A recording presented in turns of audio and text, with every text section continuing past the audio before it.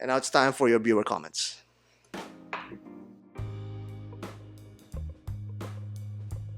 Shah's Watch Shukla 10 says, what is your wrist size? Okay, guys, every time I review a watch, I always show my wrist size, even though I don't mention it.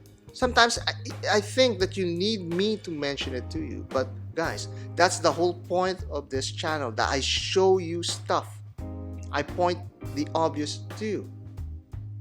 It may not be so obvious, but my wrist size is 6¼ inch, and I always point it out with an arrow whenever I show a wrist check of the watch. So please pay attention. Jartejas 5231. ¿Hablas español? Saludos. No.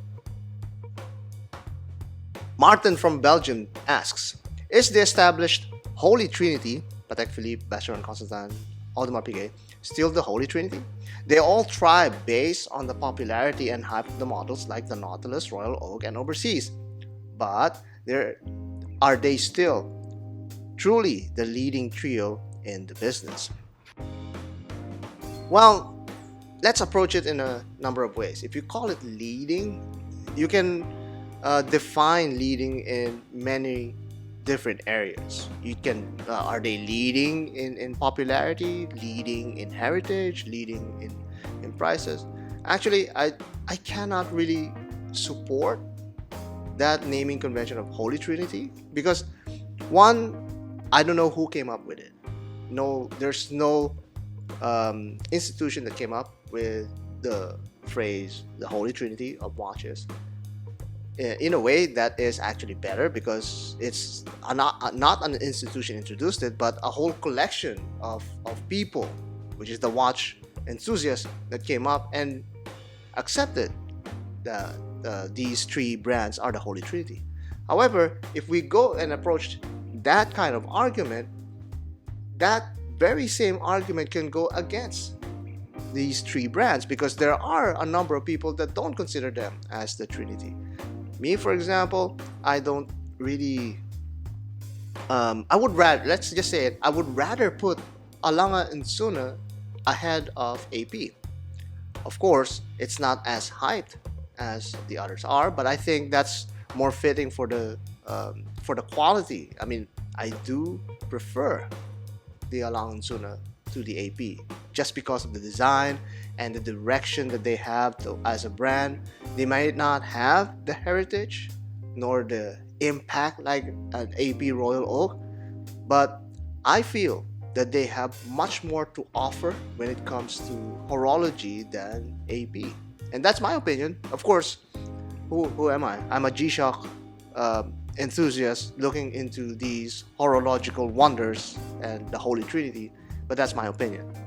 And that is the very problem with this argument. So if you're asking me personally, my Holy Trinity is Patek Philippe, Vacheron Constantin, and Lange and Söhne. And to answer the other question, are they truly still these? Yes, as a general consensus from the watch community, these three are still the Holy Trinity as far as I know. Rolex is just a different category altogether. Some may put Rolex as part of the Holy Trinity, but not me. Blah blah on blah blah 7322 says, I know you would say probably just G-Shock, so I will ask, what is your favorite non-G-Shock budget watch on the market? PRX and Seiko GMT are also excluded, because why not? What other watches out there have you been keeping an eye on or have been tempted to purchase? Also, hope you're well. Blah blah. Very courteous email there. Now here's something that might surprise you. If you're looking for me to give you my favorite watch, budget watch, that is not a G-Shock, not a Seiko GMT, or maybe let's just eliminate any Seiko at all, and not a PRX, you'd be surprised, because one of my favorites is actually a Citizen, not the Pro Divers, but actually Eco Drive. The Citizen Echo Drive is one of the most underrated budget watches out there. Believe me, they pack a number of features and the finishing is really good for what you're getting. And there's a number of models to choose from that could actually be on par with the Casio Edifice and other Seiko Solar offerings. But the good thing about that is that Citizen's Echo Drive technology, I feel, is a much better solar powered module compared to G-Shock and Seiko. I have used all three, and so far my Echo Drive still works even after 14 years of use. And to me, the Citizen Echo Drive deserves a little bit more attention. And also, if you want to go a step higher in the artistic side, then you can go Campanola, which is also from Citizen. Bride de Jesus says, have you seen the Last of Us TV series? Joel wears a watch that is significant to him. Since it's not an actual model of a watch, what watch do you think closely resembles this? Honestly, I have not seen the Last of Us TV show, TV series, but I've seen the watch vaguely. It really resembles a Hamilton field watch to me. And honestly, I don't understand why they didn't go with a Hamilton, because I mean Hamilton is a legendary movie watch, as you've seen in many movies. So why not go with a Hamilton? And I can't really give you a serial number for that Hamilton that resembles it, but I'll just look at that. I pointed at here. This one. This Hamilton kind of looks like.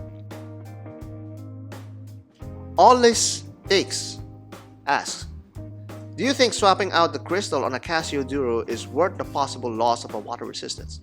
Okay, one, why would you even care for the water resistance of a Casio Duro? If you're buying a Casio Duro, you're probably buying it for the nostalgia, the looks of it. And if you want an actual dive watch with that kind of water resistance, you can go elsewhere. You're buying the Casio Duro because it's a Casio Duro. That's one. Second, why would you spend swapping a crystal for it? Like, I actually asked that, swap for what? A sapphire crystal? And you said yes. Why would you do that? A sapphire crystal could probably cost as much as the Casio Duro itself.